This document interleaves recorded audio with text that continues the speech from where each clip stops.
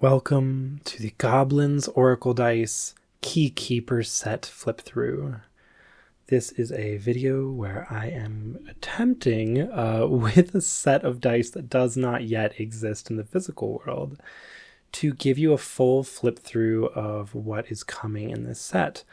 Specifically, we're going to be looking at the dice, all 22 dice, all 138 dice faces, and I will at least mention and show the art for each of the lords of those dice. So if you are unfamiliar, Oracle dice are a set of six-sided, generally, dice that have different images on different sides, and each of the images is meant to be interpreted in different ways. But I have other videos that can talk about how to read with the dice, so today let's just focus on the Keykeeper's set of dice itself. And we begin in this set with the Keykeepers. The Keykeepers are a single entity in a way, a single seven-faced entity that has different spaces, mental and personal and temporal, that it inhabits, that help it give us a slew of different themes and topics. So we begin the Keykeeper dice with Mal. Mal is the empty sky. She's the keeper of the blood key and the holder of our biggest emotions. The first die face on Mal's die is the empty sun. This die face deals with feeling out of space and time. It's that moment in the earliest morning where you feel totally alone in the world. This, as a meaning for an Oracle die face, deeply sets it into a space of not quite isolation, but the sense of isolation, the feeling that you're alone in this, that you're alone with your thoughts. This can be oppressive, this can be scary, or it can be really calming. It has a lot of different uses, but it is the position for the sun or moon that you'll see in each of the Keykeeper's dice for this particular die. The second symbol is the screaming monkey. This is frustration and violence when you have bared fangs and a screaming mouth. The screaming monkey is the animal of this die, which again you will see with the others.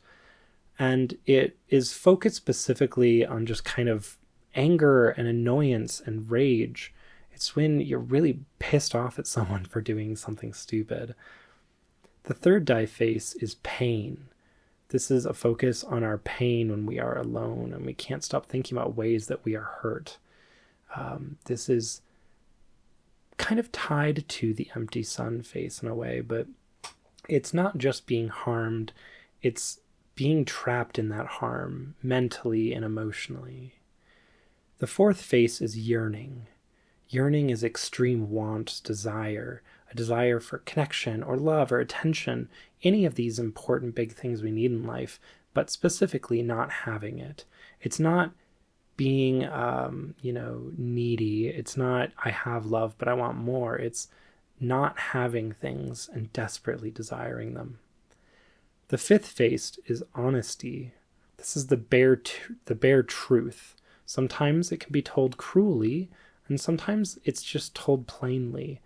In either case, the bare truth can be a really difficult thing to face, and it's a big part of Mal's identity. Mal is not a cruel entity. Mal is here to show things as they are. The sixth face is the iris.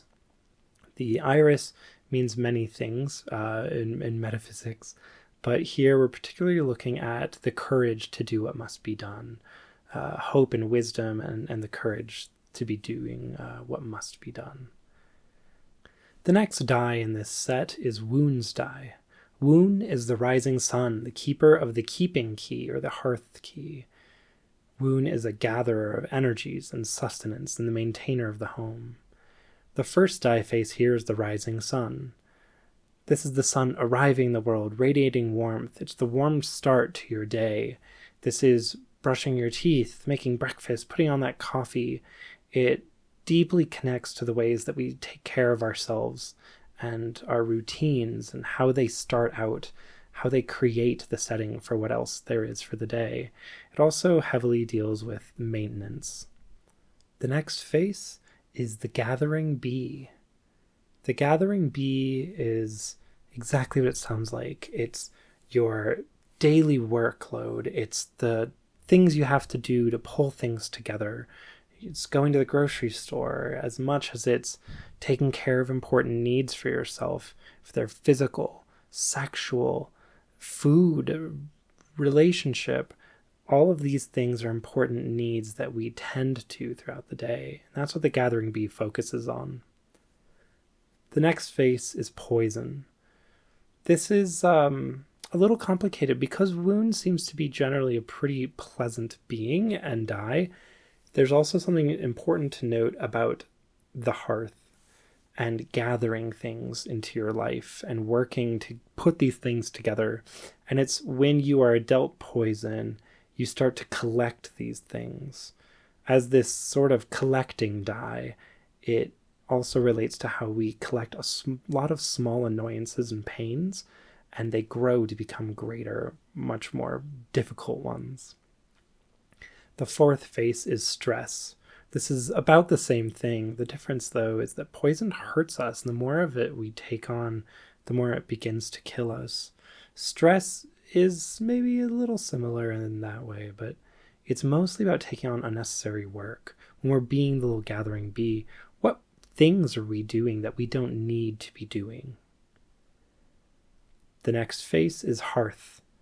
This is home and safety and what we do to keep our home. Home can mean a lot of things. It can mean actually your home or your apartment, wherever you live. It can mean your bedroom. It can mean the sanctity of how you feel about safe spaces for you. And of course, the last face is the flower of the die, which you'll see is true across all the keykeepers. This is foxglove. Just like the flower, it means that in proper doses, things can heal, but in heavy doses, things can kill. It's important to learn moderation, and specifically it's important to have the wisdom to learn how to use things, even yourself and your skills, in small doses. Up next is Tel's die. Tel is the burning day, the keeper of the oar key, the rower against the current. The first face of Tel's die is burning day. This is the push of the day. It's the time to work, struggle, and sweat. This is the flaming sun on fire to its core. This is when you are in your greatest activity. The second face is the strong horse. This is a nervous face, surely, but it's also the hard worker. It's someone who's always able to work on their own terms. They'll struggle to face change and hardship that approaches, but they'll still put in an incredible amount of labor. I would say Burning Day and the Strong Horse have a lot in common as die faces go, but Burning Day has more to do with the space that you're in. The horse has so much more to do with you or a specific person who is working incredibly hard. The third face is the oar. This is your sign to push and fight against the current. Take your boat where it must go. Do not just give in to the current. Do not let the breeze drive you astray. This is your time to take action to push yourself where you need to be. This can be physical work, but it'll as often be about mental or emotional work. The fourth die face is the breeze in your sail. A boat's sail catching the wind, showing that things will work out if you do not fight them. The fifth face is worry. The die shows a worry stone being rubbed, and it focuses on your nerves and anxiety, specifically in how your worry might be affecting what you're doing. It might be keeping you from doing the things you're supposed to be doing. And the sixth face is Lady's Mantle. Lady's Mantle is a really incredible plant that pulls water out of itself onto its leaves. This specific die face deals with creating your own sustenance and pulling from within for your greatest potential. And the final keykeeper of the day is Weir.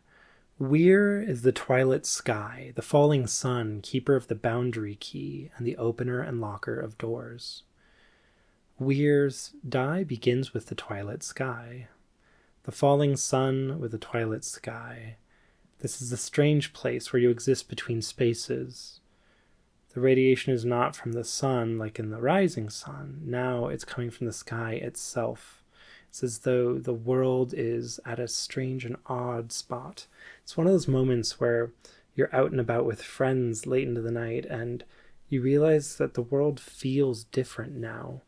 It's not like you're going to return home and go back to your life. It's like you're in a new space.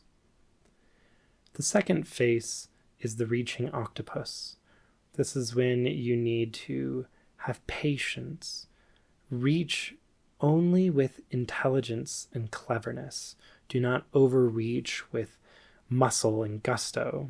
You have to be smart about what you begin to interact with and what you begin pulling together. The third face is opening. You will either open a door or have one opened for you. Pretty straightforward. The fourth face is sealing. You are now to lock or seal a door, a vessel, a moment, a place. The fifth face is the boundary. It's time to build a wall. This is when you need to create boundaries or enforce them for yourself. And in particular, typically against other people, but sometimes for yourself about other people. And the last face is the rowan flower. This brings us protection from evil and foes. I think about Weir very much as being sort of an entity of the crossroads.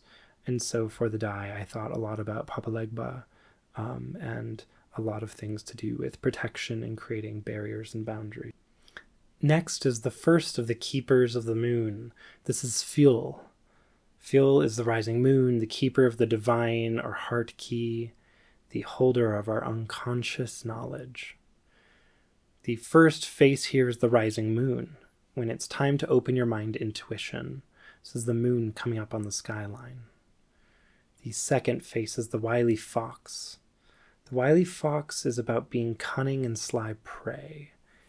This is a little complicated sometimes, right?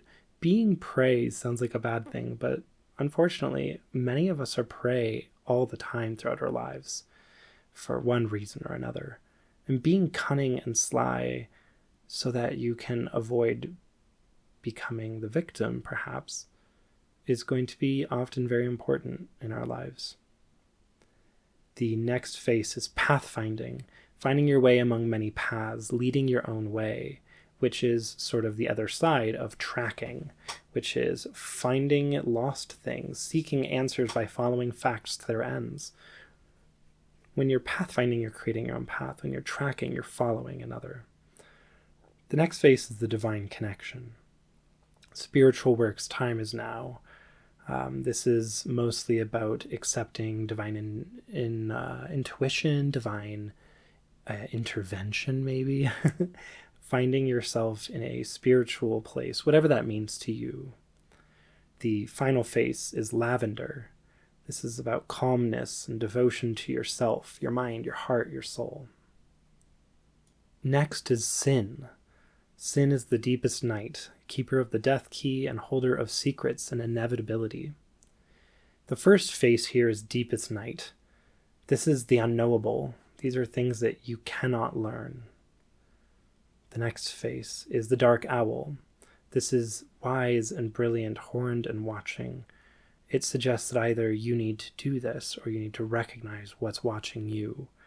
Of course, owls are hunters, so there is an element here that you may be prey.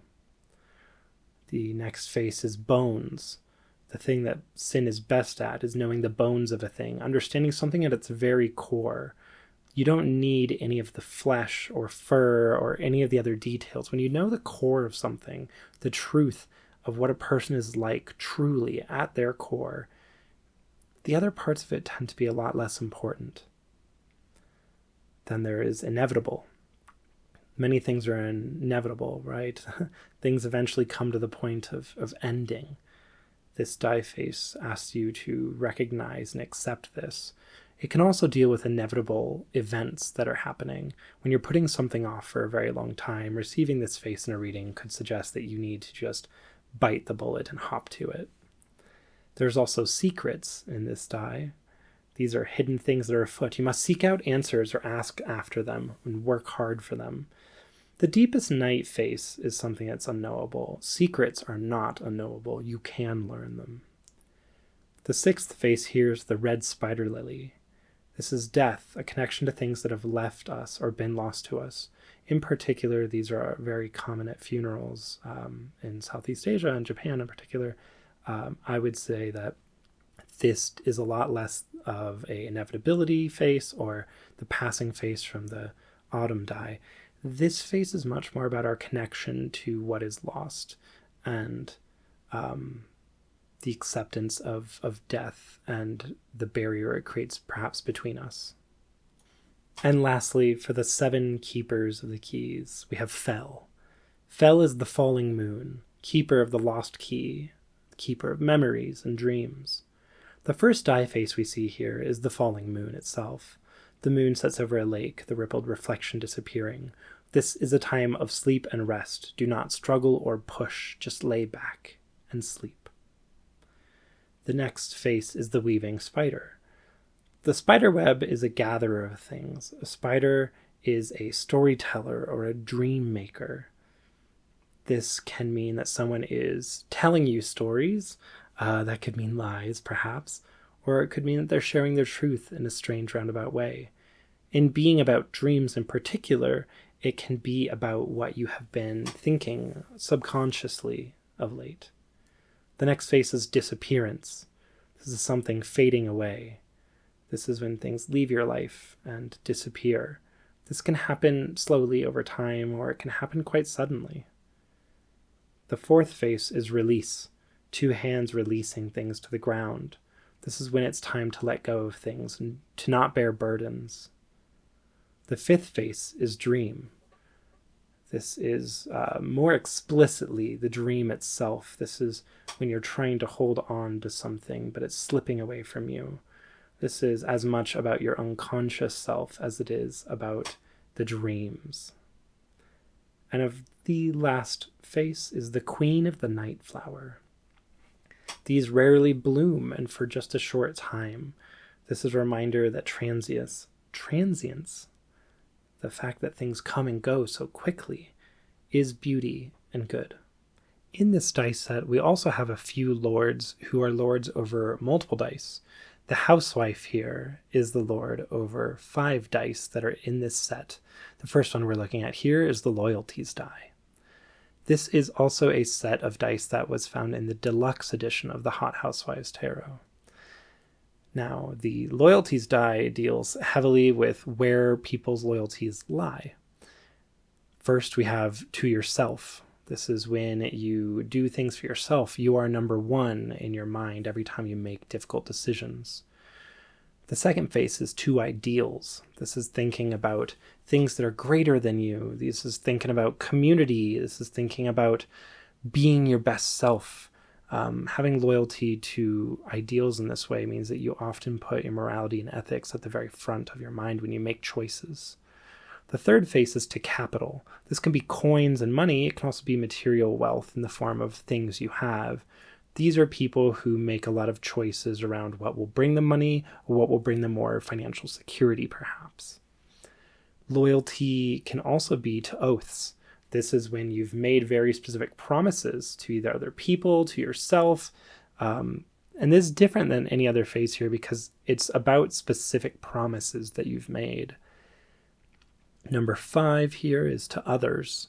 This is when you're specifically thinking about your community, perhaps your children, your family, your dear friends, and all your choices start and end by thinking of them. And the final face of the loyalties die is to home. This is nationalism. This is making sure that your life is safe in a way that the other faces don't quite approach. Then we have the play die. The play die deals with different forms of play and joy and fun. And specifically, it's looking at how these things are being interacted with and for what purposes. So our first phase here is for fun. This is when you are engaging in something purely for the enjoyment of the activity. To dance is our next phase, and it deals a lot more with the history of joy and play and expression in human history. It's about creating something through yourself. This is in a way like the art phase, maybe. The third phase is for competition. This is when you engage in play in whatever form it is, specifically to compete. This doesn't have to be an official competition, but it does mean that you view enjoying things as a way to win. The fourth face is vacation, to vacation specifically. And this is when you are looking for an escape from the daily experience of life so that you can be in a space of joy and play at your very being. When you're on vacation, you aren't thinking about what's in the office. You aren't thinking about all the tasks you have to do when you go home. You're in a space where you get to be yourself in a really freeing way. The next one is to celebrate. This is a party. It's when you are experiencing joy to celebrate the accomplishment of something, no matter what the accomplishment is, even if it's a small, silly thing. Birthdays where you didn't really do anything necessarily, but you get to enjoy the space that you've experienced. And the last phase is to escape. This is a casino chip with a spiral winding down. This is the idea that escapism through play may not be healthy in your current situation or for whoever it's relating to. Now, the next die is the redacted die. And this is very particular to the Hot Housewives Tarot, where it deals with a view of 50s America and what things are not acknowledged or hidden through its redacted cards. And this die explores those very things. So this die is focused on things that maybe are swept under the rug. The first phase here is liberation. In this approach, it's sexual in nature for this version, and I went pretty PG with just some underwear on the die face. Every phase here specifically deals with it from the view of redacted, so it's viewing the idea of sex as something that's maybe taboo and something that needs to be explored or understood maybe in a personal way. The next phase is injustice. This is a tilted scale, and it means that something very unfair in a huge way has occurred, maybe even a legal way, and it needs to be recognized before the topic can be continued with. A third is identity, and again, because this is the redacted die, we're not dealing with identity as in your identities as a person of color or a queer person. We're specifically dealing with those exact things, but in the way that they are erased or hidden, and the way that you maybe are not allowed to express them. The next one is history, and history as a burning book says, I think, just about everything you need. It's to say that there is important history in this situation, whatever it may be, whether it's national history or personal history in your relationship with someone, and it focuses on how that history is important and needs to be understood and brought up. The fifth phase is disability. Disability can deal exactly with the disability as we think of it today. It can also deal with the ways in which you are set back with handicaps in this situation and how it's not being acknowledged. 6 is the explosion. This is the mushroom cloud of the atomic bomb. And specifically, this phase is looking for things that have been annihilated and lost. This is one of those phases that might come up when you are really stuck on something, but no one else recognizes it. Say you broke up in a relationship and you can't let go of those feelings, but the other person doesn't acknowledge they're real. As far as anyone else in the world is concerned, it's been destroyed by the bomb. You're remembering the memory of it, but you do have to accept that this no longer exists. And then we come to the toxicity die. The first die of this die, the die face of this die, is the radiation. This is when something is toxic. Very simply, when it comes up in a reading, you have to view everything near it as tainted in some way by something that has really infected the space. The second face is good intention. This is actually a face that's on another die in the season set, but was really necessary to be here as well.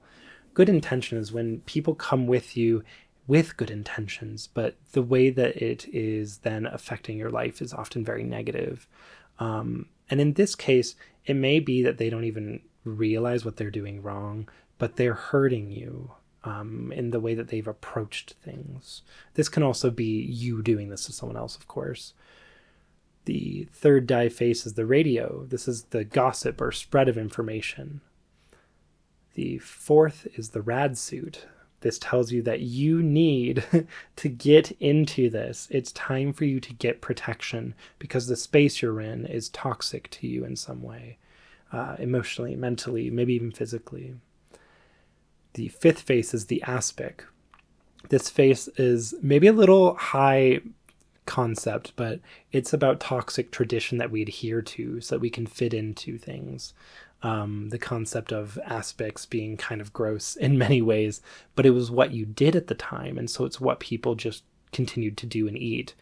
But there's a recognition, especially today, where we're like, oh, many of these recipes are actually disgusting in a horrible way. And when we think about the fact that people just went along with it and ate disgusting food to fit in, it really gives you this idea of toxic tradition. The sixth face here is propaganda. This is when we are looking at something that is having a hidden agenda to shape the way you're thinking or feeling. And the last face of the Housewives dice, the last die here, is the progress die. This begins with the social die face. Social is about advancement of society and progress, right? This can deal with topics of race, gender, sexuality. It can also deal with class. It can deal with religion. It can deal with all these things. The progress die is really focused on how and what things are shifting. The other thing that social can really do here is it can be explicitly about relationships between people in your social life and things progressing in some kind of way that, you're hoping is positive. Specifically, the progress die is looking at things going up or into a better direction. We also have personal.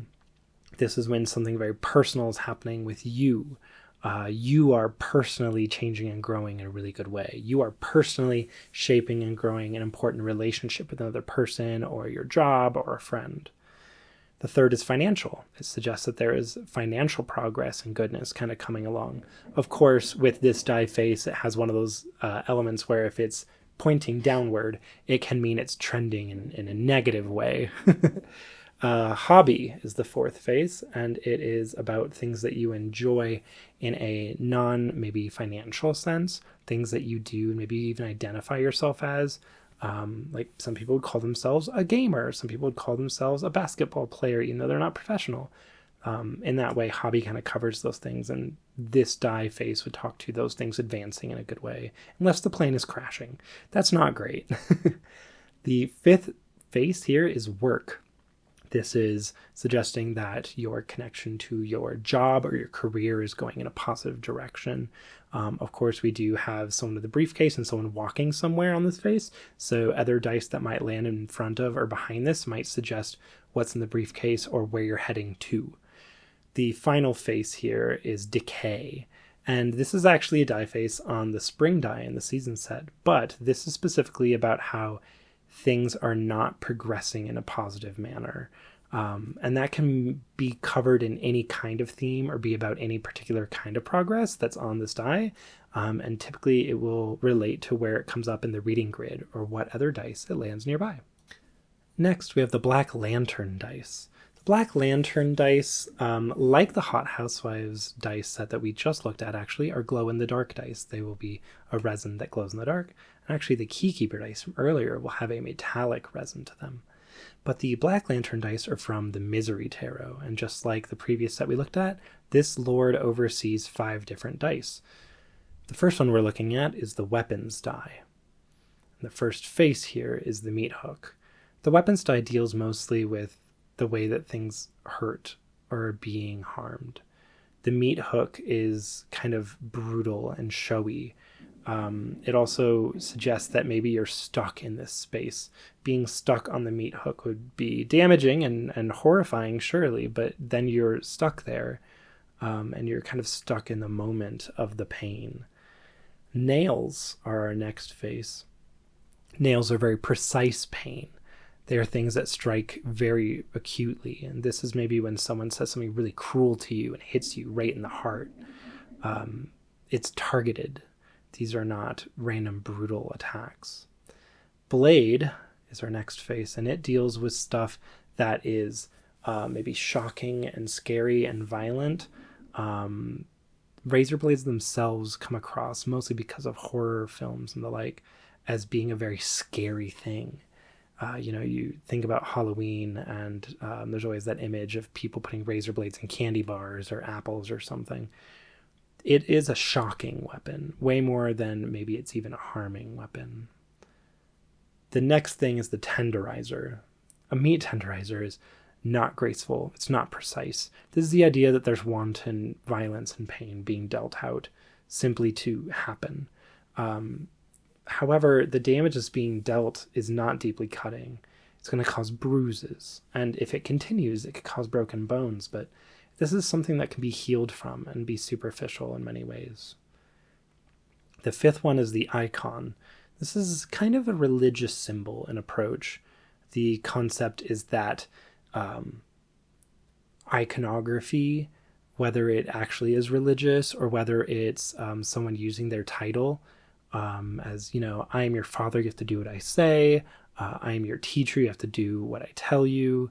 I am your coach, your leader, your boss, and I'm going to inflict pain on you through my position of power over you. The next one is the syringe. And this is, yes, very poisonous. This implies that things are going to hurt you in a way that is lasting, it's intentional, and it's cruel. The weapons die focuses very deeply in this way on ways that pain is being dealt. And as such, it only really belongs in readings that are dealing with those kinds of topics. As any other reading it's part of, very likely what it's picking up on is either underlying trauma or difficulty, or it can be specifically about things that are all the topics I just said, but like a lot lessened. Like, yeah, people are putting you out on the meat hook to dry in your work meeting, but it's not actually harmful in a bad way. It's harmful in a that was embarrassing kind of way. A really big part of a misery tarot is dealing with grief and trauma. And so the grief die really tries to cover some of the steps or phases of working through grief. The first here is shock and denial. This is the first step of either the 5 or 7 stages of grief, no matter which one you look at. This is not being willing to admit that something's happening and also being horrified that it's occurring without really understanding that it's real just yet. The second phase is guilt. This is self-flagellation, when you're hurting yourself emotionally, mentally, physically because you feel guilty over something. The third is bargaining.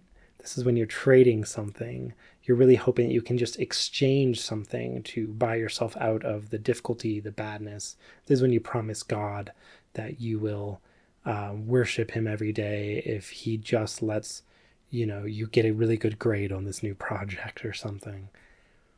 The fourth phase is sorrow. This is when we finally accept what's happening and it becomes depression. The fifth phase is rebuilding. This also ties into the Misery Tarot itself, which views nails as a way of building things. This is when you put your life back together. You rebuild the things that you have maybe lost on the way. And the sixth phase is the upward turn or hope. This is when you believe that things can be moved past and you actually have a chance to live again after the difficulty and trauma. Part of the Misery Tarot also includes a lot of scary creatures and monsters. And so we have the creatures die, which explores some of the topics that those creatures bring. The first die phase here is the betrayer. When you're reading with the creatures die, it's usually best to think about these as being actual other people in some way, or being yourself if you yourself are maybe doing things to other people in probably negative ways. That's mostly what this die is looking at. The betrayer is exactly what it sounds like. It's someone who's two-faced. You thought that you trusted them, but then they reveal that they are going to trick you or hurt you. Maybe they didn't mean to, but typically the betrayer is someone who very much intended to. They used you for something. The next phase is the hunter. This is someone who is hunting and hurting you. This is maybe a stranger, or it could be a known enemy. This sounds really, really dramatic. It can, of course, be something like a stalker or an abusive person who's been in your life. But it also can just be, someone who hates something you stand for and who would gladly do harm to you if they knew that's what you believed. Or something about your identity that they decided they disagree with. There's also the tempter. This one is a very nuanced die face. This is when we think we were tempted into doing something, but we really need to recognize that it was not the tempter's fault, that we interpreted things the way we did and chose to act the way we did. There's a lot of nuance to this. It's really easy to view this as someone who's a victim of assault and believing it's their fault, but it's also a lot broader reaching than that. It is anytime you think that you've been tempted to do something, tempted to steal, tempted to cheat, tempted to whatever, there's a very high likelihood that we have to recognize what we chose to do or give in to ourselves rather than blaming the quote-unquote tempter. The 4 is the demagogue. This is someone who is out here shouting from their pulpit. There is obviously a history with religious abuse through hateful ideology that has been spread through faith. However, this is not necessarily just about that. It is also about pundits on TV who are spreading hate.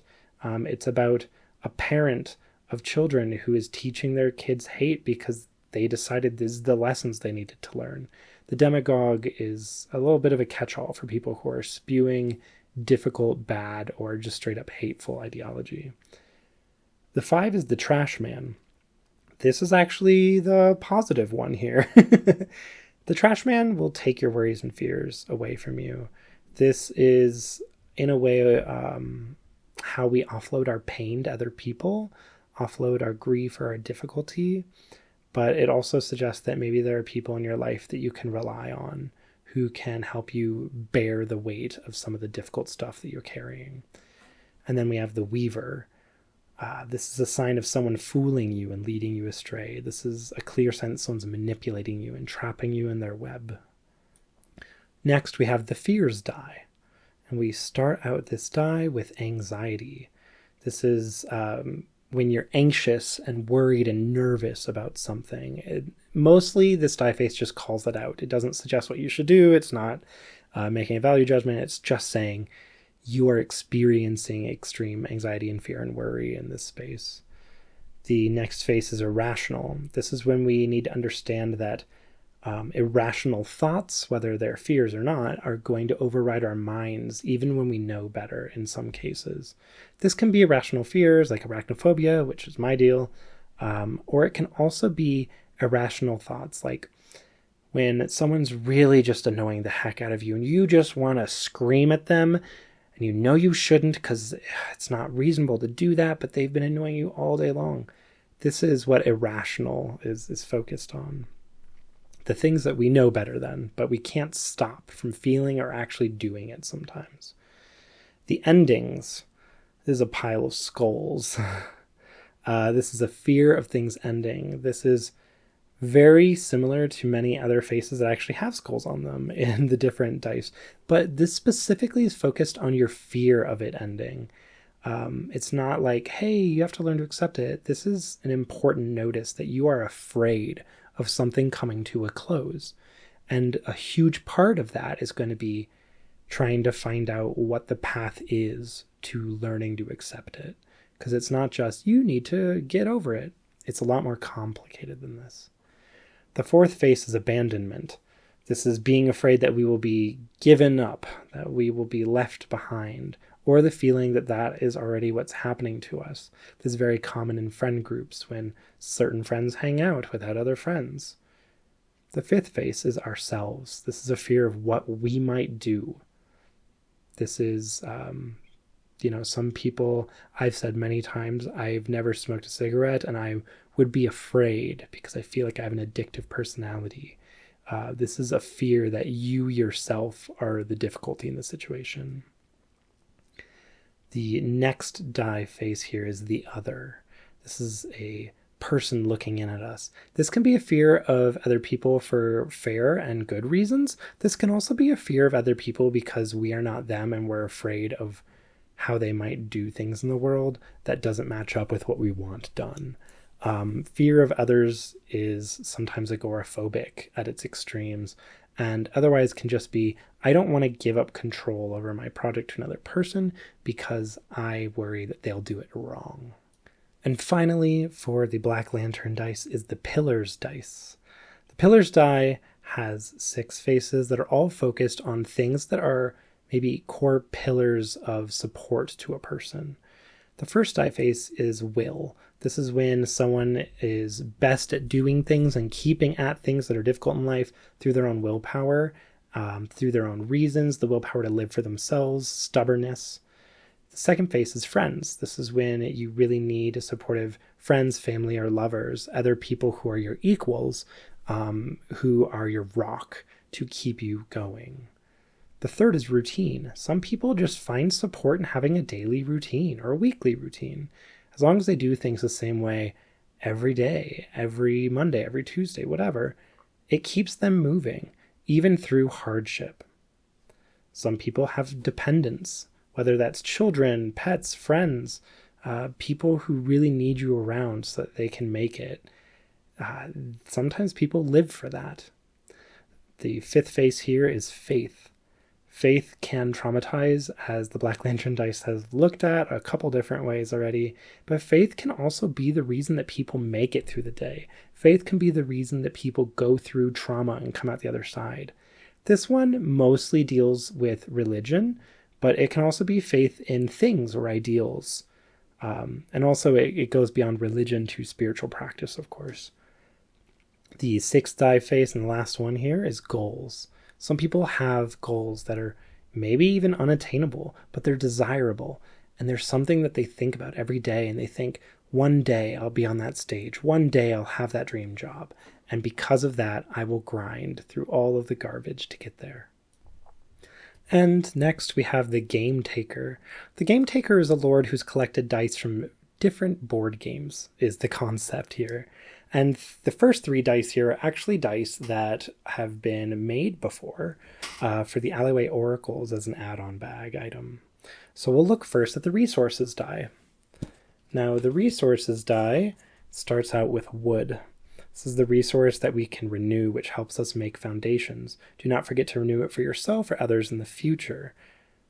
This is both a warning that you have to continue your renewability to think about the future, and that you need this thing to make everything work.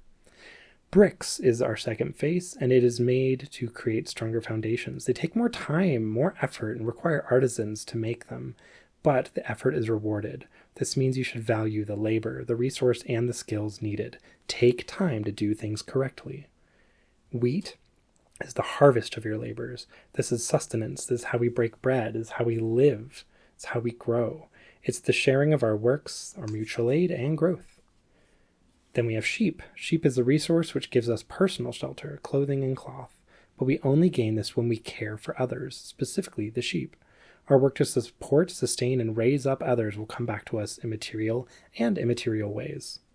Books are a thing that require many things. They need paper, ink, presses, writing by hand. This is your reminder that creating for the future, setting things in modes to be shared, benefits us all. Take the time to create systems that give knowledge, skills, and support to things that come after you. And diamonds. Diamonds are gleaming and pretty. Ornamentation is nice but not needed. Enjoy art for what it is. Accept it when it's possible. But remember, simplicity in form can give more function. The next die in the Gametaker set is the movement die. Go tells you that it's time to move. Don't wait anymore. If you don't go now, you might lose the opportunity. Back tells you that you've made an error. For some reason, you have to return to a previous step in your journey. Do not despair. This happens. Stop is your call to wait. Take better stock of what's happening. Do not rush forward because you'll regret it. Halting progress sounds scary, but often it lets you catch your mistakes early.